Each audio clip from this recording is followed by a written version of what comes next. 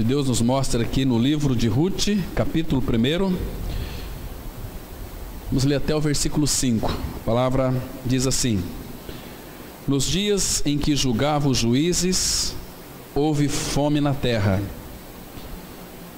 E um homem de Belém de Judá saiu a habitar na terra de Moabe, com sua mulher e seus 2 filhos.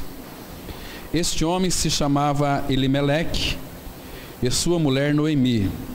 Os filhos se chamavam Malom e Quilion, efrateus de Belém de Judá. Vieram à terra de Moabe e ficaram ali. Morreu Elimeleque, marido de Noemi, e ficou ela com seus 2 filhos, os quais casaram com mulheres moabitas. Era o nome de uma Orfa e o nome de outra Ruth, e ficaram ali quase 10 anos.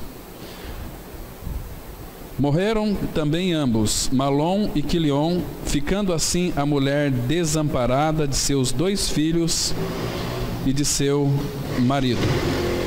Até aqui, vamos orar. Pai Santo, nós estamos diante da Tua palavra. Tua palavra que é infalível. Tua palavra, Pai, que ela é eficaz, ela também é viva, porque ela é a Tua palavra. Ela é o Teu sopro que inspirou homens santos a falarem e a escreverem Tua palavra. Por isso nós as temos em nossas mãos e te damos muitas graças por isso. Nessa noite, Pai, mais uma vez, abre os céus para nós, abre as escrituras para nós e nos dá entendimento para compreendermos a Tua palavra. Também, Pai, aquieta o nosso coração. Muitas vezes ele fica tão aflito, fica tão ansioso. Por isso, aquieta e nos fazes compreender e sermos edificados pela palavra. Revela em nós Teu Filho Jesus Cristo. Revela, Pai, a Sua glória. Mostra-nos os Teus caminhos para que possamos conhecê-lo. Fala com cada um de nós de uma maneira muito especial. É o que nós te pedimos em nome de Teu Filho Jesus. Amém. Irmãos, a gente vai caminhar um pouquinho aqui, fazer uma introdução nesse livro de Ruth, para que então, nos próximos domingos, a gente possa também estar avançando um pouquinho mais nele, de uma forma bem mais profunda. Esse livro aqui é um livro, livro de Ruth, ele deve ser lido, acompanhado com o livro de Efésios. Se você ler, o livro de Ruth são apenas 4 capítulos, Efésios são 6 capítulos. Pegando esses 2 livros, se você lê-los juntos, você vai ser muito enriquecido, você vai crescer de uma forma bastante adequada, porque o desejo do Pai é que nós cresçamos, conhecendo a maneira, a forma que Ele atua, que Ele age. Então, esse livro aqui, ele vai tratar de 2 coisas fundamentais: da restauração do Senhor, tipificado aqui por Noemi, e também da nossa união com a pessoa de Cristo. Então Ruth vai tratar exatamente dessas 2 coisas fundamentais. A restauração do Senhor é um livro que vai tratar da restauração de Deus, da disciplina do Senhor e também da união do povo de Deus com Cristo, da nossa união com Cristo, que está tão nitidamente revelado ali no livro de Efésios, o nosso irmão Christian Shen, ele escreveu um livro muito interessante, União com Cristo. Aquele livro, para quem tem, ou se você não tem, vale a pena obter aquele livro, você vai crescer muito nele. É um livro que o irmão Christian Shen falou de uma forma, de uma maestria exuberante, colocando ali muitos detalhes fundamentais sobre esse livro de Ruth, E vai mostrar aqui, irmãos, é uma história tão linda, uma história de amor tão maravilhosa, uma história tão preciosa, que ao mesmo tempo que o Senhor então disciplina o seu povo, Ele está restaurando o seu povo, Ele está amando o seu povo, está levando o seu povo à maturidade espiritual, a um conhecimento pleno de Cristo. Porque, irmãos, este livro aqui vai mostrar, claro, pela sua disciplina, um aspecto da restauração, Por que o Pai então faz essas disciplinas e restaurações em nossas vidas? A disciplina do Senhor, que nós vamos ver aqui, na vida de Noemi, às vezes ela é um pouco dura. Porque a única maneira do Pai então nos chamar a nossa atenção, muitas vezes, irmãos, é pela dor, é pela perda. Ele vai fazer isso na nossa vida. Se você de fato é um homem ou mulher que foi destinado então para a vida eterna, o Senhor vai te alcançar. E se você de fato já creu no Senhor, já tem uma experiência com Ele, uma experiência de morte e ressurreição com Ele, e quando nós começamos a viver uma vida de retrocesso, que nós falamos aqui na quarta-feira, retrocesso é algo muito perigoso. Quero me reportar novamente, irmãos, porque está no meu coração. Quando vivemos a vida de retrocesso, aquela palavra retrocesso ali, ela significa que aqueles que retrocedem na vida cristã, não tem como ficarmos estagnados. A pessoa já caiu, ela está retrocedendo, então não avança. Isso é muito comum. Nós falamos na quarta-feira com alguns irmãos que quando o Senhor Jesus Cristo Ele ressuscitou dentre os mortos, Ele ficou nessa terra pelo menos 40 dias. E nesse período, Ele apareceu para mais de 500 irmãos. 1 Coríntios 15, versículo 6, vai dizer que o Senhor foi visto por mais de 500 irmãos. 500 irmãos, que ouviram Ele, carne e osso, Jesus Cristo ressuscitado. Muitos, inclusive até os seus discípulos, pensavam que Ele era um fantasma, como que um espírito. Aí Jesus já foi corrigindo eles: olha, queridos, eu não sou um espírito. O espírito não tem carne e osso como vedes que eu tenho. Aí o Senhor disse assim para aqueles discípulos: vocês têm alguma coisa para comer aí? Então deram para ele lá um favo e um peixe. Então ele comeu, né? Então se fosse um espírito, ele comeria aqui e já cairia no chão, né? Mas ele comeu. Jesus ressuscitou carne e osso, não com sangue, porque todo o seu sangue foi vertido na cruz do Calvário. Ele derramou sua vida na morte, né? Então a vida da alma está no sangue. Então, irmãos, quando ele ressuscitou, ele foi visto por 500 irmãos, mais de 500 irmãos. Aí naquela primeira reunião da igreja, lá em Atos 1, versículo 15, a palavra fala que quando Pedro começou a discursar ali, estavam reunidos apenas 120 irmãos. Aquela assembleia era composta de 120 irmãos. Isso significa que houve um retrocesso de 380 irmãos. Esses 380, certamente Deus depois tratou com eles. Se você ler com bastante cuidado o trabalho do Senhor no livro de Atos e também nas cartas de Paulo, Paulo vai mostrar como que o Pai então vai trabalhar na vida desses irmãos, porque o Pai ama, o Pai vai disciplinar. Então assim também aconteceu com Elimeleque, Noemi, Quilion e Malom. Eles eram de Judá. Segundo alguns eruditos da Bíblia, eles eram um povo muito rico, uma família muito rica. Então o problema de Noemi e de Elimeleque não era pobreza. Eles eram uma família muito nobre. Só que em Judá estava reinando ali uma fome. Começou um período de fome, que, olha aqui, logo aqui no versículo 1 aqui, nos dias em que julgavam os juízes. Outro detalhe importante, o contexto aqui é do livro de Juízes. Então Ruth é uma continuação do livro de Juízes, Então houve fome na terra. Mas, queridos irmãos, eles estavam aqui na terra de Canaã. Noemi, Elimeleque, seus 2 filhos. Eles tinham terra lá. Então eles venderam as suas terras com medo da fome e saíram de um lugar que é de bênção, que Deus havia prometido para eles, terra de Canaã. Eles já entraram na terra, eles estavam na terra, mas o problema é que a terra não estava neles. Por isso que às vezes nós estamos em Cristo, mas de fato nós temos essa experiência real de Cristo sendo a nossa vida, aquele que habita em nós, aquele que age em nós, irmãos, porque não adianta nós confessarmos a mensagem da cruz se nós não dermos uma resposta àquilo que Ele tem depositado em nós. Então nós vamos retroceder, vamos cair. Vocês estão me compreendendo, irmãos? Que envolve a nossa responsabilidade diante do Senhor. Então, como que vamos responder a Ele? Tudo aquilo que o Pai, pelo seu Espírito, já nos deu entendimento na palavra, que nós sabemos, que nós conhecemos. Então, ore a respeito dessas coisas. Aquilo que você não conhece da palavra, não se preocupe com aquilo. Mas aquilo que você já tem entendimento nas Escrituras Sagradas, ore por isso.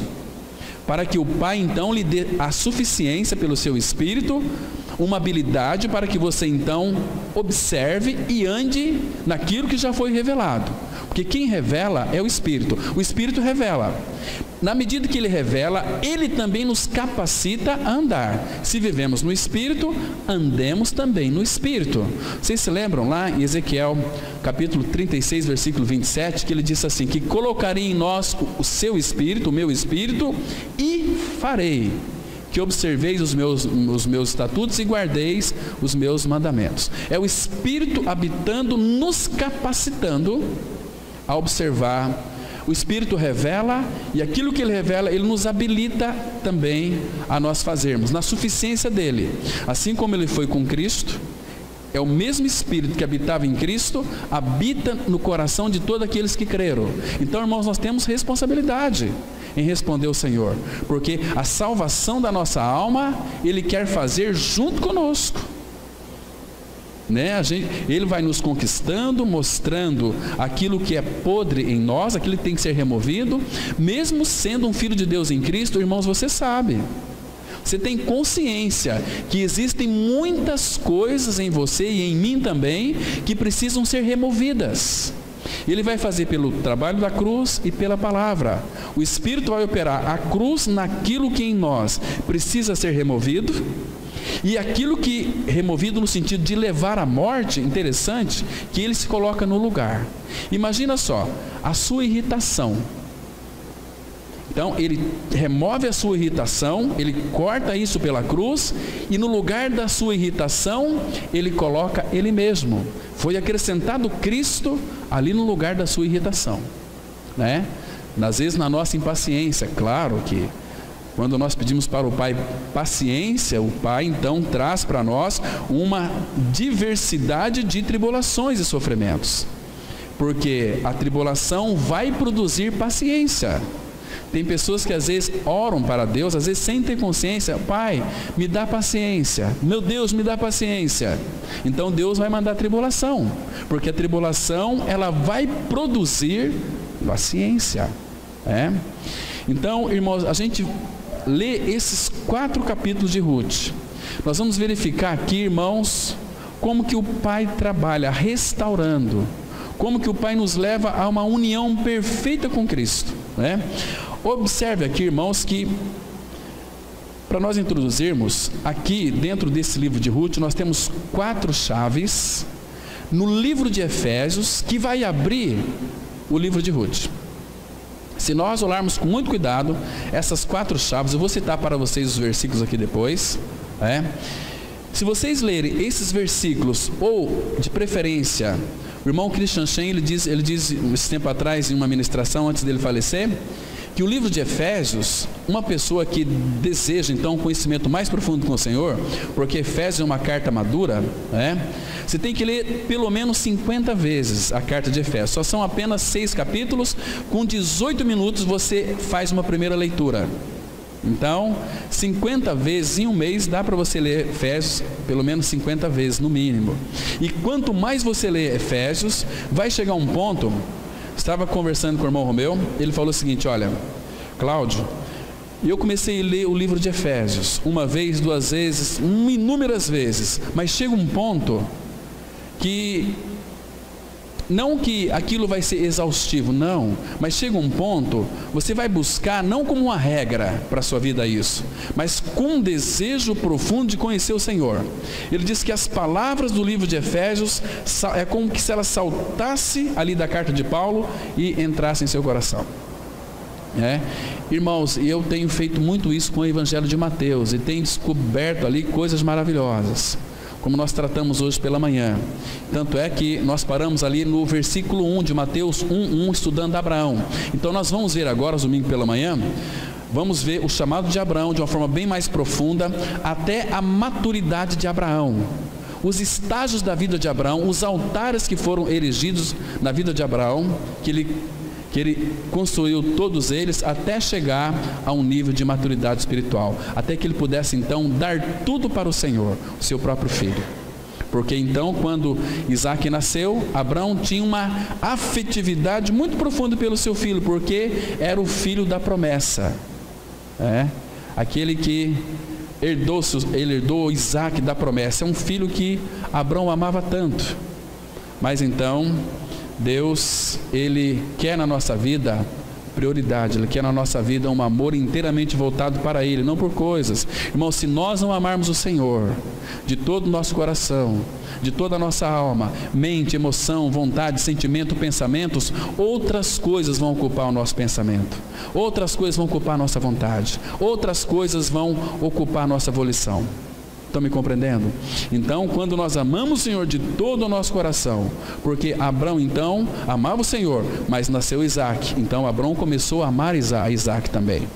Então o Senhor pediu o filho: dá-me o teu único filho, a quem tu amas, oferece em holocausto lá no Monte Moriá para mim. Claro que Deus não queria o filho Isaac, Deus queria o coração de Abraão. E Abraão, lá em Hebreus vai dizer que Abraão estava mesmo para sacrificar o seu filho. E nós sabemos que ele colocou em cima do altar, altar fala da cruz.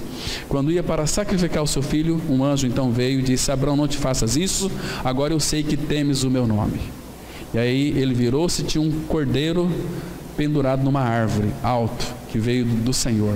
Então ele pegou aquele cordeiro e sacrificou no lugar de Isaac. Porque uma sombra, Isaac era uma figura, era uma sombra de Cristo, e sombra não morre. Quem morre é a realidade. Cristo morreu literalmente e objetivamente na cruz, e nós ganhamos uma experiência subjetiva de tudo aquilo que Cristo fez na cruz do Calvário por nós. Como nós vimos hoje pela manhã, que, irmãos, nós somos tão ricos em Cristo, só que nós não desfrutamos das riquezas de Cristo. Se nós soubéssemos o que Ele já conquistou por nós. Nós vimos hoje a questão da herança. A herança é algo que nós temos, irmãos. Se sois filhos, sois herdeiros de Deus e cordeiros de Cristo. Mas muitos pensam que essa herança são coisas. Também são coisas, mas a nossa herança, nós vimos hoje pela manhã, é o nosso próprio Senhor. O Senhor tem a sua herança em nós. Efésios 1,18 vai dizer que o Senhor, o Pai, Deus, tem a sua herança nos santos. A herança do Pai é Cristo habitando em nós. A herança, porque a palavra fala no Salmo 127, versículo 3, os filhos são herança do Senhor. Agora o Senhor, no Salmo 73, versículo 26, a palavra fala que o Senhor é a minha herança. Então nós temos uma herança. Se nós temos Ele como nossa herança, todas as coisas nós temos nele, é Ele que nós precisamos.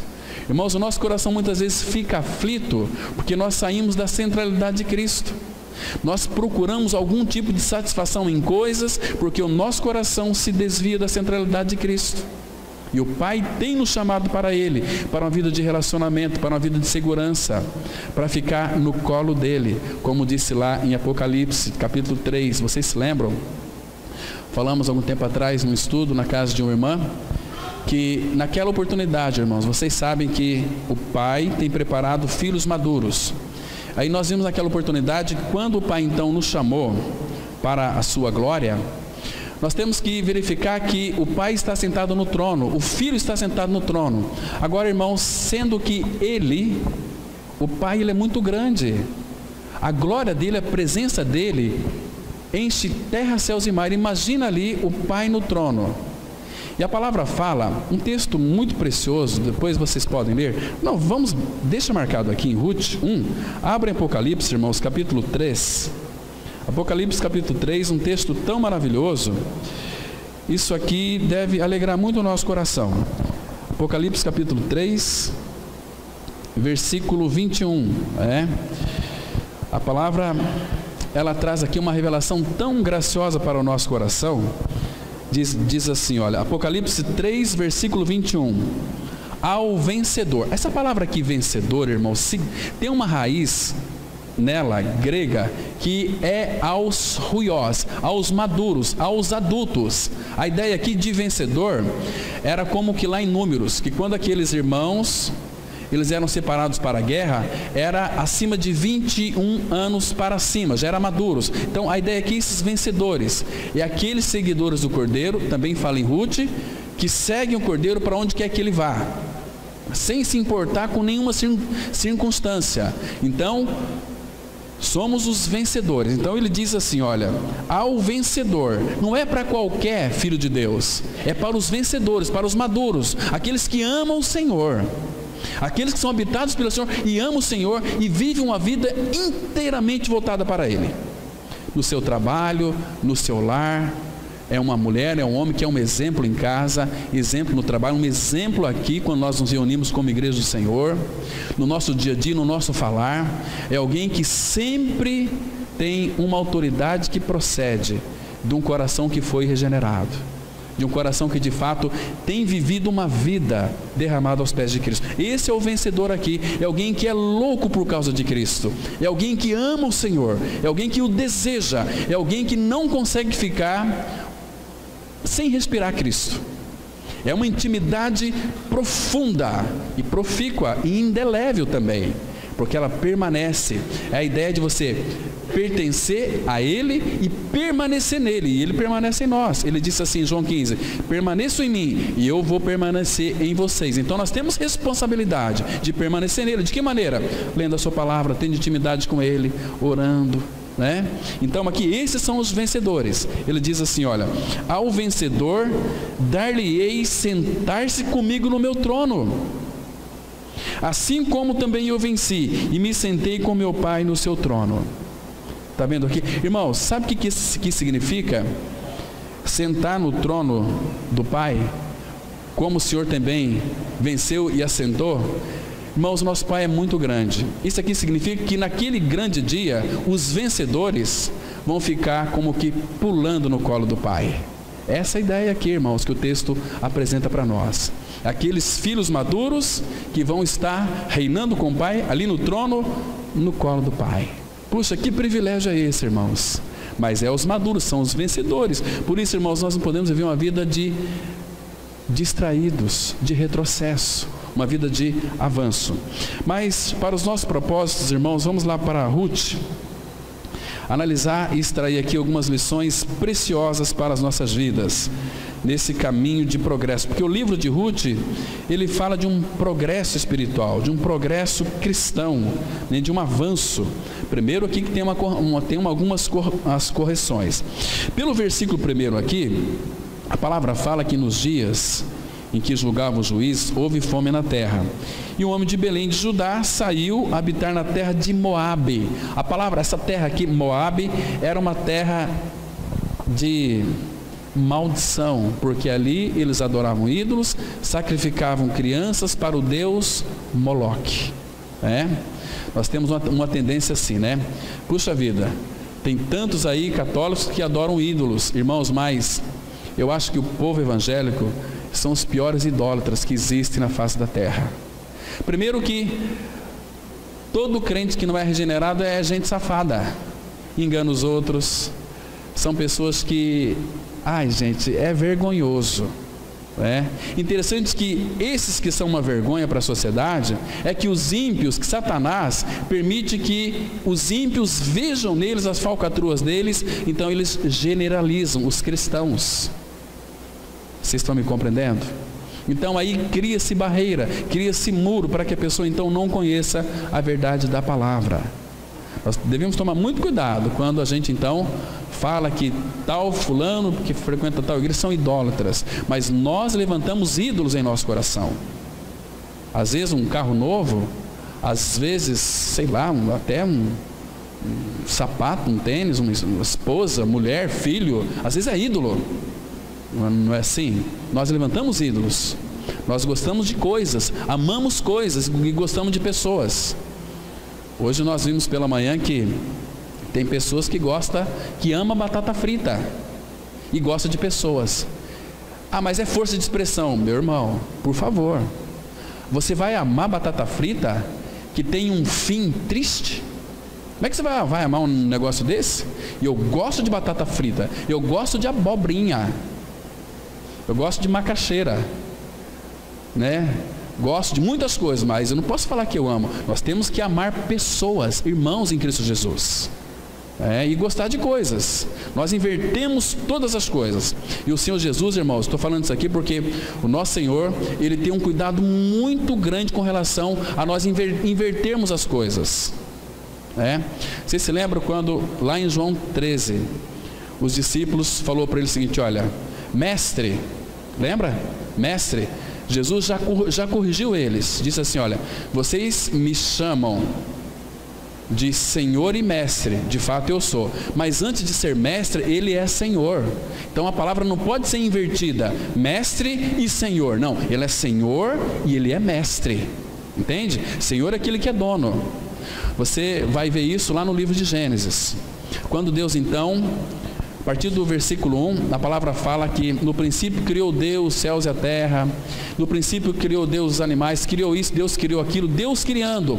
Mas no capítulo 2, a partir do versículo 4, ele coloca uma expressão assim: o Senhor Deus. A partir de toda a criação concluída, você vai ver sempre, irmãos, a palavra Senhor antes, entende? Senhor sempre vai vir antes, não é assim? E por aí vai seguir uma série de coisas. Mas, irmãos, aqui no livro de Ruth nós temos 4 chaves lá em Efésios para nós compreendermos o livro de Ruth. A primeira chave, você pode depois marcar, depois conferir na sua casa, é em Efésios 1, versículo 16, que a palavra fala lá que é para louvor da glória da sua graça, que se refere aqui ao capítulo 1, que a gente vai ver depois, né? Então essa primeira chave, fomos eleitos nele, mas Ele nos elegeu para o louvor da glória da sua graça. A segunda chave, que fala aqui nesse livro de Ruth, referindo-se ao capítulo 2, Efésios 3:8, que Paulo disse assim: a mim, o menor de todos os santos, me foi dada esta graça de pregar ao gentio o evangelho das insondáveis riquezas de Cristo, porque eles estavam em Canaã, e eles vão voltar para Canaã aqui, Noemi e Ruth. Canaã fala das riquezas insondáveis de Cristo. Se o Pai permitir, nós vamos especificamente domingo que vem tratar sobre todas as figuras das riquezas insondáveis de Cristo que estão ali na terra de Canaã, que é para o nosso desfrute hoje em realidade espiritual, mas na pessoa de Cristo. Aquela terra era uma figura de Cristo, era uma terra muito rica. Ali então cada fruto ali, cada árvore, tudo que pertencia à terra tem um significado e apontava para Cristo. Só que nós em Cristo temos tudo isso. Muitos não desfrutam porque muitas vezes não sabem. E por que não sabem? Porque não vão buscar. Espera, né? Dá papinha na boca. Muito bom, né? A gente, quando era mais criança, mamãe vinha lá com comidinha, dava papinha na boca. Hoje eu vi aqui uma irmã dando comida para sua filhinha, papinha na boca, né? Criança não tem responsabilidade, irmãos. Criança, os pais têm que olhar, o pai tem que cuidar. Mas, irmãos, até quando a gente vai permanecer criança? O desejo do pai, não só que nós venhamos nascer de novo. Se você está contente com o seu novo nascimento, você é um filho de Deus. Mas o pai não está contente. O pai quer que você amadureça. O pai quer que você cresça. O pai deseja formar na sua vida o caráter de Cristo, a pessoa de Cristo. Por isso que cristianismo, nós falamos hoje pela manhã, o crescimento cristão é para baixo. Convém que ele cresça e eu diminua. Entende? Ele vai crescer, nós estamos diminuindo. O nosso crescimento é para baixo, é como o cedro do Líbano.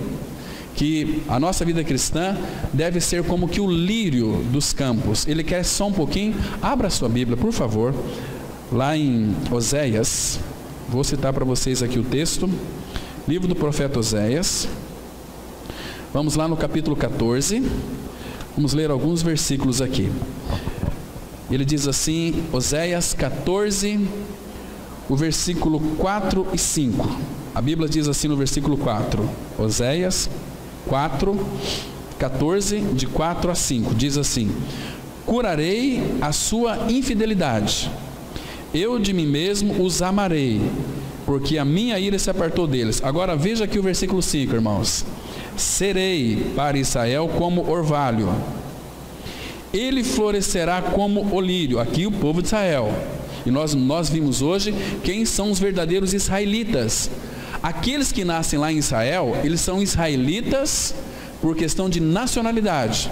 Mas espiritualmente falando, Romanos 2, versículo 29, fala que judeu é aquele que o é interiormente. E por quê?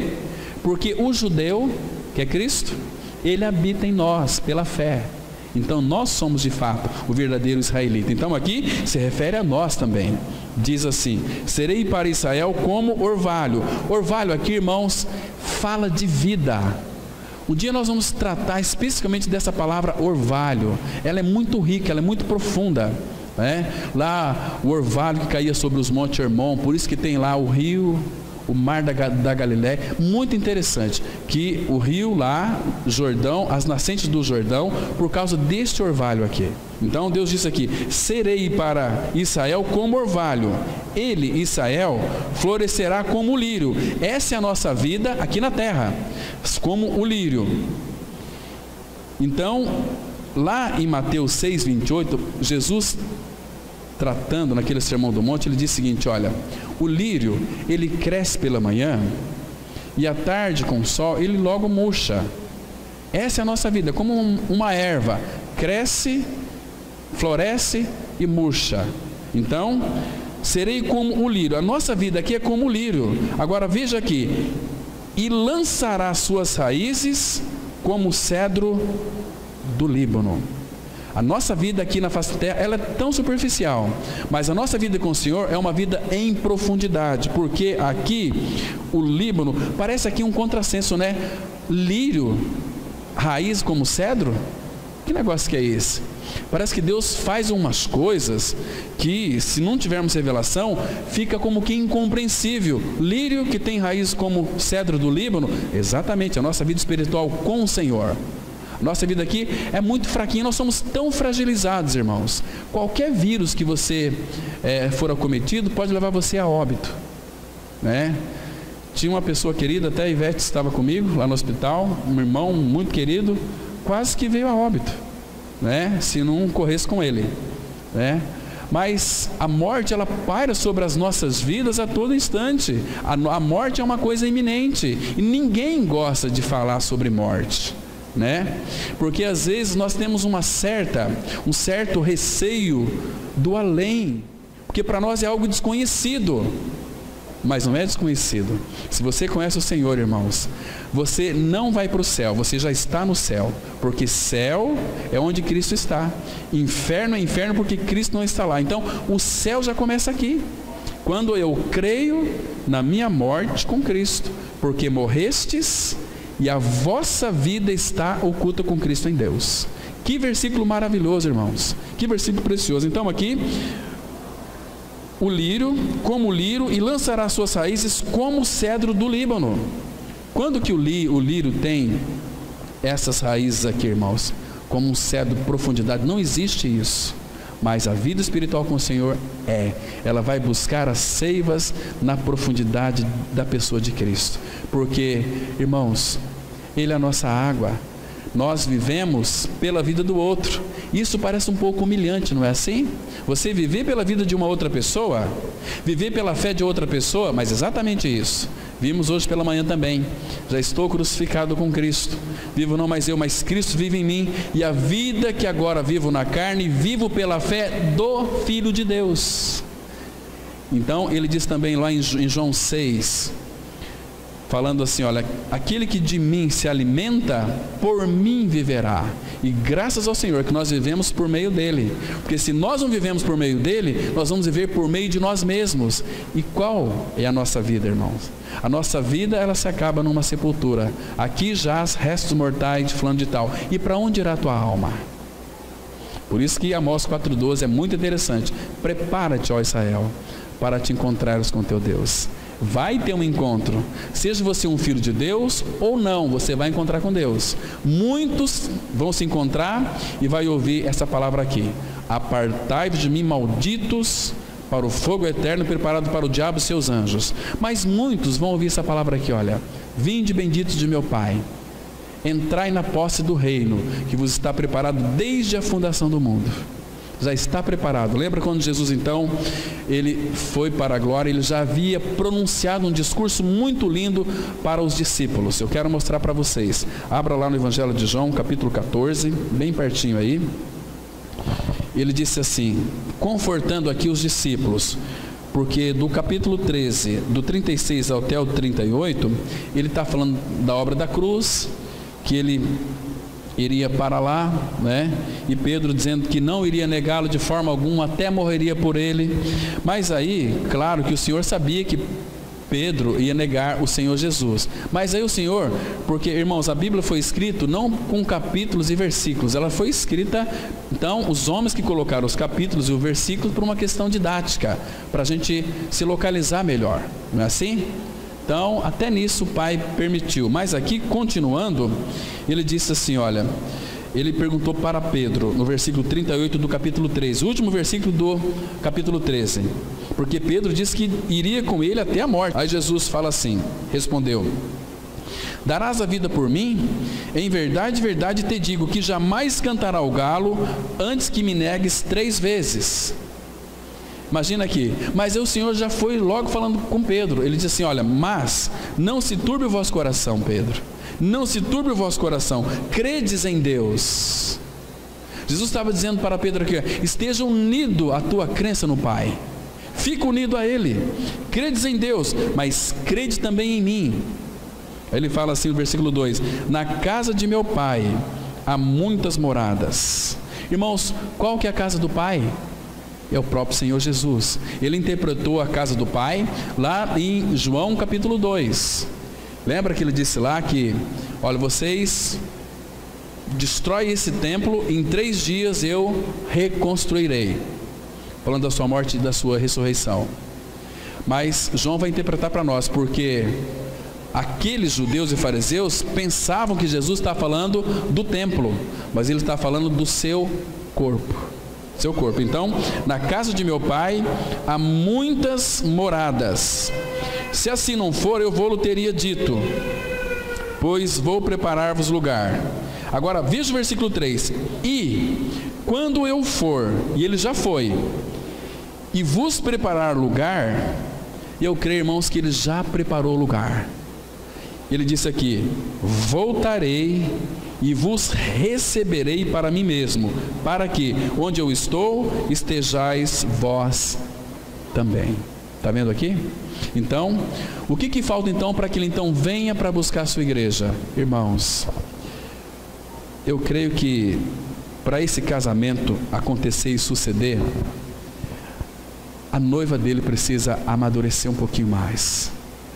A noiva está quase preparada. Irmãos, se a gente vê o mover de Deus para com a sua igreja em todo o Brasil, irmãos, é uma coisa assim fantástica, não só no Brasil, mas em todo o mundo. Deus tem congregado o seu povo, Deus tem chamado o seu povo para ficar unidos, para se reunir em torno da pessoa de Cristo e trabalhar no seu eterno propósito, para que nós, em oração, você quer ver uma coisa aqui muito interessante?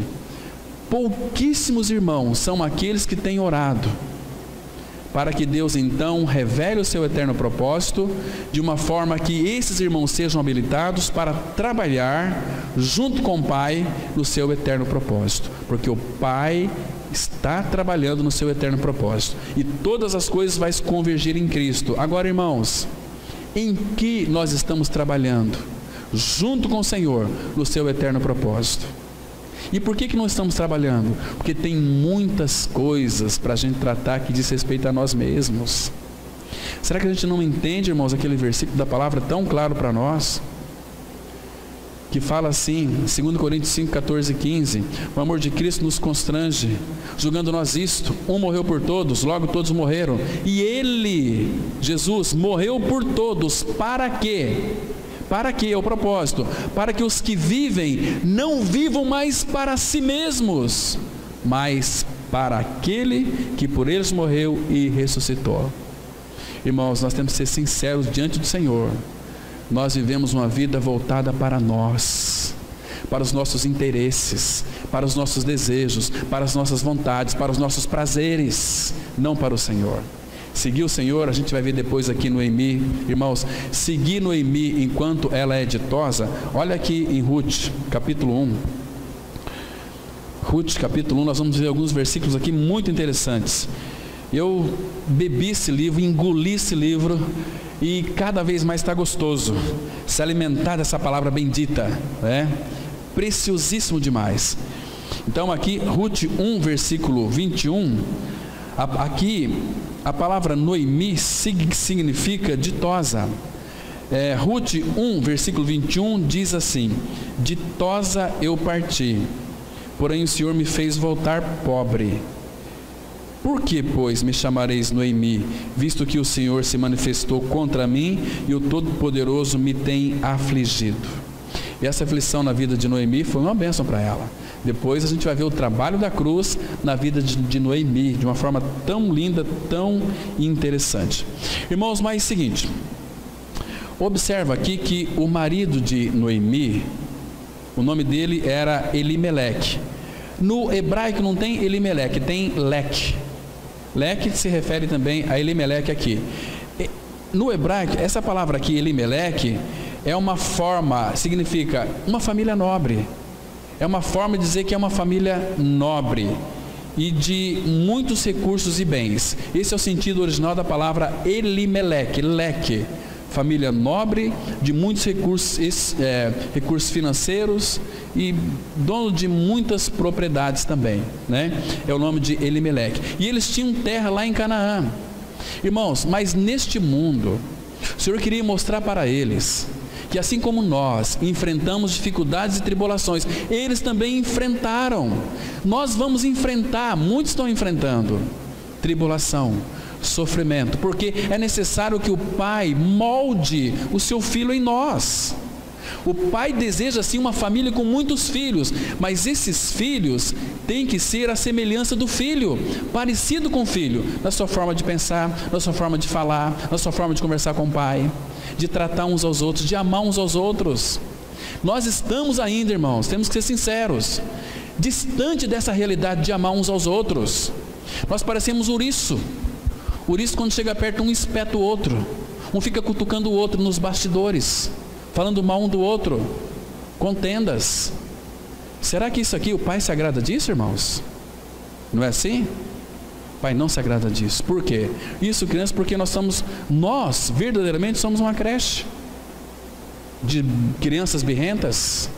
Não é assim? Um querendo saber mais do que o outro. Queridos, na palavra temos que fechar nossa boca e se prostrar com a boca no pé e falar: Senhor, fala porque o teu servo ouve. Então, irmãos, essa aqui é a ideia aqui de Elimeleque. Então ele era uma família nobre e de muitos recursos e bens. Agora, Noemi, que o nome dela aqui significa ditosa, né?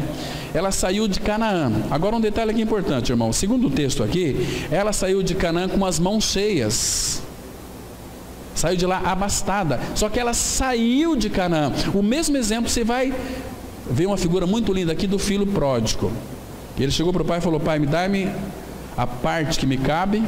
Meu pai então deu, porque o pai amava o filho. Se é teu, filho, então toma. Então o filho saiu de casa. Sair de casa é um perigo terrível. Quando você sai do reduto da adoração, você está querendo viver uma vida independente. Assim foi com Adão.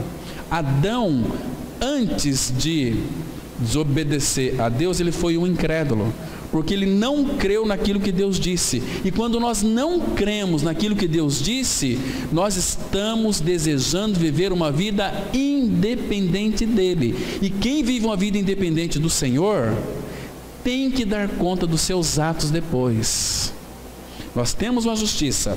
2 Coríntios 5:21, palavra muito clara em dizer o seguinte: aquele que não conheceu o pecado, Jesus, Deus o fez pecado por nós, por mim e por você, para que eu e você, nele, em Cristo, fôssemos feito justiça de Deus. Então nós temos uma justiça que é Cristo, foi imputada a nós. Não importa quem você foi no passado, importa se você de fato creu no Senhor Jesus e foi aceito pelo Pai. Porque o Pai já nos aceitou nele, em Cristo. Ele é o varão aprovado pelo Pai. Então o Pai só vai nos aceitar na pessoa de Cristo. Noemi saiu com as mãos cheias de Canaã, né? Agora, ela era muito rica, ela era uma mulher ditosa, como nós já lemos aqui, né? Então, irmãos, o seu problema não era pobreza. Não era pobreza, eles tinham propriedades, eram muito ricos, né? Então, eles foram para Moabe. E Moabe aqui significa a nossa carne. Moabe significa a nossa carne. É uma vida separada do Senhor, lugar de maldição. Como é que nós sabemos disso, irmãos? Lembra quando Adão pecou? O que Deus disse? Adão, por tua causa, maldita é a terra. Ou, maldita é a terra por tua causa. Então, Moabe é a nossa carne. Fala da nossa carne. Essa carne tem que ser tratada. E a nossa carne não se converte. Entende? Não se converte. Então aqui, Moabe é uma terra de, segundo alguns eruditos bíblicos, de maldição, porque ali eles sacrificavam crianças. Então aqui, eles tentaram salvar a sua vida.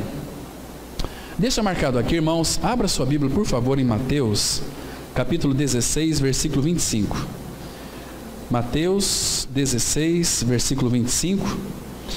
Quando Elimeleque, Noemi, Malom e Quilion saíram de Canaã e foram para Moabe, porque eles estavam tentando salvar a sua vida.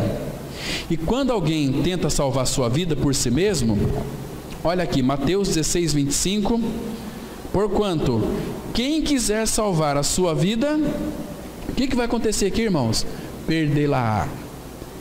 E quem perder a vida por minha causa, achá-la-á. Entende aqui? O que significa perder a vida? Viver uma vida de cruz. O que é uma vida de cruz? Significa, Pai, não a minha vontade, mas a tua vontade. Entende? Isso é vida de cruz. Vida de cruz é, seja feita a tua vontade, assim na terra como nos céus. Estão me compreendendo, irmãos? Então, essa é uma vida de cruz. Não a minha vontade, mas a tua. Então, Elimeleque, Noemi, Malom e Quilion saíram ali de Canaã e foram tentar salvar a sua vida. Então, houve morte. Sabe qual foi o resultado aqui? Quem quer salvar a sua vida vai perdê-la. Vamos lá para Ruth.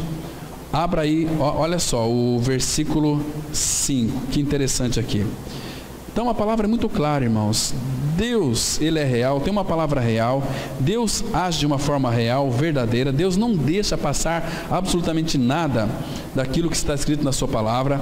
Deus não está brincando de Deus e não quer que nós brincamos de cristianismo também não. Então aqui, Ruth, olha o versículo 5, a consequência disso. Então eles quiseram salvar a sua própria vida. Veja a consequência aqui.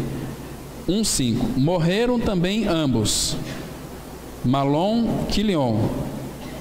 Versículo 3 fala que morreu Elimeleque, marido de Noemi, e morreram também Malom e Quilion, ficando assim a mulher desamparada, seus 2 filhos de seu marido.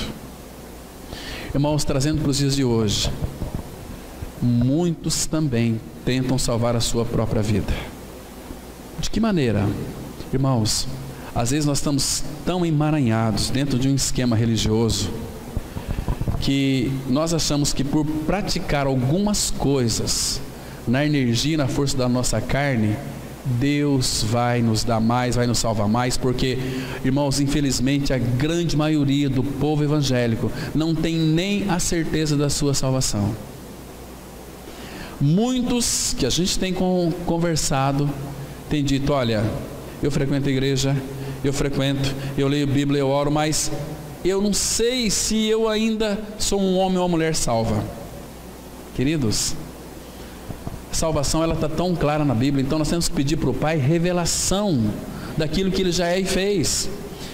Por exemplo, a palavra ela diz assim lá em 2 Timóteo 2,11, fiel é esta palavra, se já morremos com Ele, também viveremos com Ele. Então você tem que crer na sua morte com Cristo, ressurreição com Cristo. Se você creu que morreu com Ele, você vai viver com Ele, porque o nosso Deus e Pai, Ele não pode mentir. Ele disse, Ele cumpriu, Ele cumpre. Então, Cristo vem habitar dentro de mim. Eu me referi anteriormente àquele texto de Gálatas 2:20, vivo não mais eu, mas Cristo vive em mim. Se Cristo vive em mim, está escrito eu creio. Então, o fato da palavra, e aqui é fé, eu tenho que crer que eu não vivo mais, mas é Cristo quem vive em mim. Se Cristo vive em mim, 1 João 5,12, a Bíblia diz assim: aquele que tem o Filho tem a vida, quem não tem o Filho não tem a vida. Então eu tenho que crer, em primeiro lugar, que eu estou morto com Cristo na cruz, e Cristo é minha vida. Na morte de Cristo o meu pecado foi tirado, porque o Cordeiro de Deus é aquele que tira o pecado do mundo. Agora Ele já tirou o seu pecado, você já creu de fato nessa obra? Não, Ele tirou o meu pecado, agora Ele é minha vida. E Ele vai dizer assim, 1 João 5,13: estas coisas vos escrevi a fim que saibais que tendes a vida eterna, a vós outros que credes em nome do Filho de Deus. Não é que vai ter, nós já temos, já é uma realidade, é pela fé. Mas eu não me sinto salvo. Você não tem que se sentir salvo, você tem que crer que já foi salvo. A sua fé, lembra que a fé é a convicção de fatos, fatos que para nós ainda não foram materializados, mas eles serão materializados um dia. Vamos contemplar toda a realidade do Pai, contemplar o Senhor, porque a palavra fala em Isaías 33, que nós veremos o Rei na sua formosura. E a igreja, irmãos, vai entrar naquele palácio tão lindo, para encontrar com o nosso Rei. Olha só aqui no livro dos Salmos, capítulo 45, aliás, Salmo 45, Salmo não tem capítulo, é Salmos 45, olha que lindo aqui, irmãos. Esse salmo aqui é um salmo que, de fato, ele é tão precioso para o meu coração. Ele diz assim, olha, versículo 13, Salmos 45, 13. A palavra de Deus diz assim: toda formosura é a filha do rei no interior do palácio. Sabe quem que é essa filha do rei aqui? É a igreja, é o corpo de Cristo, é a noiva do Cordeiro, né? Agora veja aqui, a sua vestidura é recamada de ouro, porque nós temos, irmãos, a natureza do Pai, que é ouro. Temos a natureza divina, temos a humana, mas temos também a nossa natureza divina. Ouro, aqui fala da natureza divina do Pai.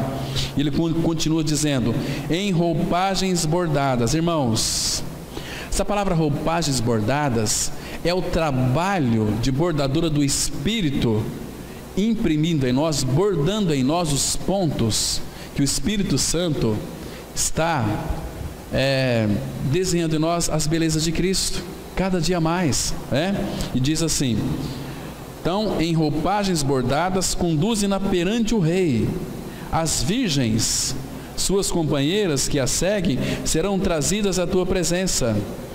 Versículo 15, olha só que lindo: serão dirigidas com alegria e regozijo, entrarão no palácio do rei. Que lindo, irmãos, que linda figura nós temos aqui. Volta um pouquinho para trás aqui no Salmo 43, versículo 3 e 4, olha que precioso. Temos a seguinte declaração da palavra de Deus, Salmos 43, versículo 3 e 4. Envia a tua luz e a tua verdade, para que me guiem e me levem ao teu santo monte e aos teus tabernáculos, morada. Então irei ao altar de Deus que é a minha grande alegria. Ao som da harpa eu te louvarei, ó Deus, Deus meu. Então aqui em seguida ele já coloca: por que está abatido a minha alma? Por que você se perturba dentro de mim? É mais ou menos assim, olha, às vezes vamos imaginar aqui uma cena, aquele peixinho está dentro de um aquário, ele está ali muito desconfortável, ele, puxa vida, oh meu Deus, olha eu aqui dentro desse aquário, eu sou um peixe, eu queria nadar em águas mais profundas, um peixinho assim no aquário. Então Deus diz assim para ele: você não fica abatido não, você cresce um pouquinho mais, eu vou colocar você naquele oceano, Meu Deus, que lindo, imagina só oceanos de águas profundas, aquele peixinho que nada em água tão rasinha, mas agora o Pai mostra para ele o oceano. Você realmente quer mesmo andar e nadar em águas profundas? Imagina só, puxa vida, algo desconhecido. Irmãos, na vida cristã, muitas vezes nós estamos ali na praia, brincando na praia, nós não avançamos para nadar em água mais profunda, água lá de Ezequiel. Entramos, batindo no tornozelo, depois no joelho, depois no ombro, então plenitude. Já pensou, irmãos? O Pai tem feito de tudo, trabalhado em nós para nos levar à plenitude de Cristo, para nós mergulharmos como se aquela piscina, se fosse Cristo, nós mergulhássemos, ninguém mais via nós, via Cristo. São toda aquela água, e aquela água, irmãos, ela é uma água que não se acaba, é uma água infinita, uma água extensa, porque diz respeito a Ele. Irmãos, nós vamos parar por aqui, mas domingo que vem nós vamos voltar aqui, vamos começar a aprofundar aqui no livro de Ruth, para tirar lições preciosíssimas para as nossas vidas. Você vai se encantar com o livro de Ruth. Amém. Vamos ter uma palavra de oração. Nós te damos graças, Pai, porque podemos abrir as Escrituras na certeza de que é o Teu bendito Espírito que ministra essa mesma verdade aos nossos corações. Continue, Pai, falando conosco, nos dando espírito de sabedoria e de revelação para conhecer o Teu Filho. Pai, nos dê sabedoria para compreender o que Tu dizes na Tua palavra. Obrigado, Pai, por esse primeiro dia da semana que passamos aqui, celebrando ao Senhor a Tua palavra logo pela manhã, encerrando agora esse tempo, Pai. Pai, nos dê uma semana guardada em Teu nome. Vá adiante de nós como a nossa vanguarda, sendo na plena convicção do nosso coração que Tu serás também a nossa retaguarda. E nos dê, Pai, anseio, sede para conhecer mais e mais o Senhor. Nos guarda, nos protege essa semana, Pai. Abençoa nossos lares, que seja uma semana frutuosa, seja uma semana, Pai, onde nós possamos aprender mais de Cristo. Em nome do Senhor Jesus nós oramos. Amém.